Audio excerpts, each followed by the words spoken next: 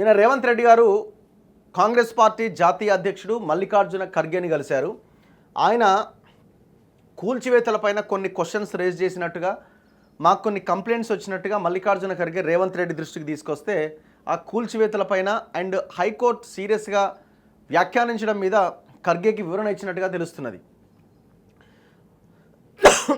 సామాన్యులకు నష్టం కలిగించను, హైడ్రాతో ప్రభుత్వానికి మంచి పేరు వచ్చింది, సహించలేకే విపక్షాలు దుష్ప్రచారం చేస్తున్నాయి, నిర్వాసితులకు వసతి ఏర్పాట్లు చేస్తాం, హైకోర్టు అడిగిన వివరాలు ఇవ్వడానికి సిద్ధం, హైదరాబాద్ భవిష్యత్తు కోసమే ఈ చర్యలు, కూల్చివేతలపైన ఖర్గేకు రేవంత్ రెడ్డి వివరణ, హర్యానా ప్రచారం తర్వాతే రాహుల్తో భేటీ అట.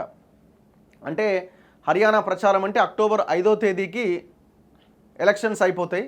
సో 3rd రోజు ప్రచారం కంప్లీట్ అవుతుంది.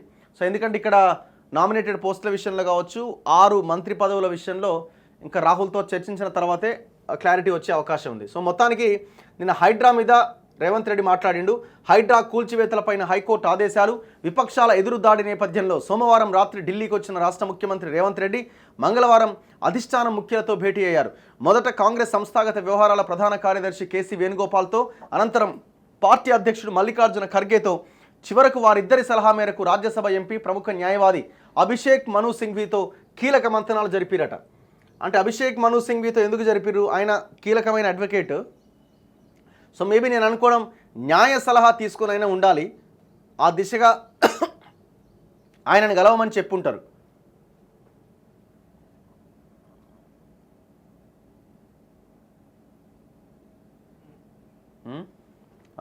అక్రమ నిర్మాణాలను కూల్చే విషయంలో హైకోర్టు వ్యాఖ్యల నేపథ్యంలో వారిద్దరితో ఆయన చర్చలు సాగినట్టుగా తెలిసింది.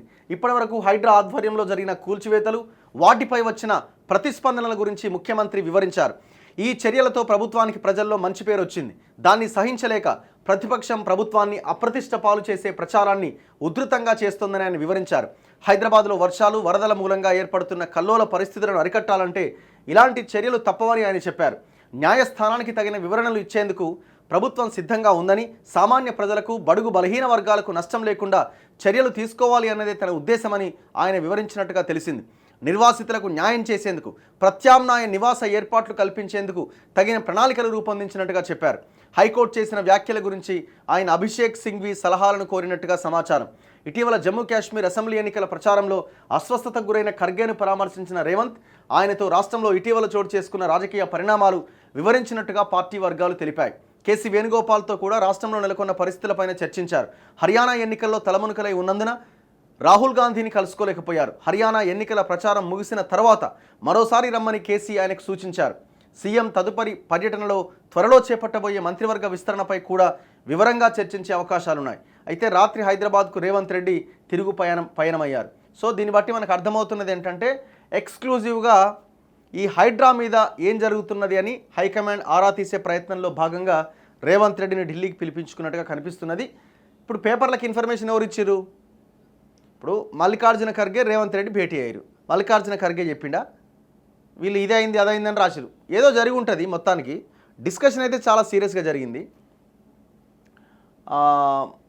సరే ఇది కూడా ఒక రకంగా మంచిదే, ఎందుకంటే ఈయన ఒకవేళ కొంత తప్పుడు విధానంలో వెళ్తున్నారని వాళ్ళు భావిస్తే వాళ్ళు కట్టడి చేయడానికి అవకాశం ఉంటుంది.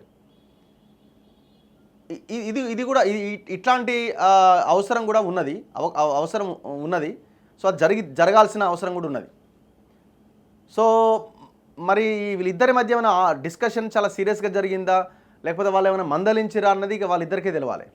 ఏది ఏమైనా కొంత ఏదో నెగిటివిటీ వస్తున్నది అన్న ఒక లైన్ అయితే హైకమాండ్ రేవంత్ రెడ్డి ముందు పెట్టినట్టయితే చాలా స్పష్టంగా కనిపిస్తూ ఉన్నది. లేకపోతే వాళ్ళంతా సీరియస్గా లేకపోతే ఆల్ ఆఫ్ సడన్గా ఢిల్లీకి పోయి వాళ్ళతో భేటీ అయ్యి రావాల్సిన అవసరం ఏముంది? అండ్ దట్టు సీనియర్ అడ్వకేట్ అయిన అభిషేక్ మను సింఘ్వీని కలిసి న్యాయ సలహా తీసుకోవాల్సిన పరిస్థితి కూడా వచ్చింది. అందుకే ఏది ఏమైనా హైడ్రా మీరు తీసుకురావడం అన్నది గొప్ప విషయం, దాన్ని ఎవరు కాదనట్లేరు, మంచి స్టెప్గా భావించారు. కానీ అది నెమ్మదిగా దారి తప్పింది. నెమ్మదిగా ప్రజలు గమనించి ఒక్కసారిగా ఇదేదో తేడా జరుగుతున్నదని భావిస్తున్నారు. సో అది ప్రజల మనసుల్లోంచి ఆ నెగిటివిటీని తొలగించాలంటే మీరు పెద్ద వాళ్ళ మీద ఫస్ట్ పడాలి. అది చేయకుండా ఈ ఇల్లు కూడా కొడితే ఉపయోగం లేదు. అది రివర్స్ అవుతుంది.